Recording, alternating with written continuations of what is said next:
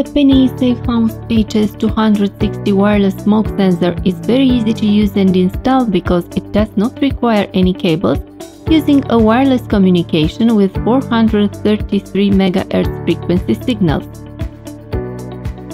Penny SafeHouse HS260 wireless smoke sensor is part of the accessories of the Penny SafeHouse HS550 alarm system, being compatible only with this alarm.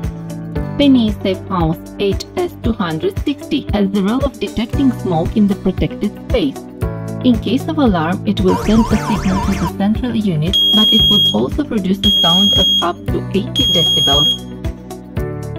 The sensor is powered by a simple 9-volt battery that gives it up to a year of autonomy. However, it is recommended that you test the functionality of the detector every few months. It has a pleasant design and small size, so its presence on the ceiling of the house will not bother you.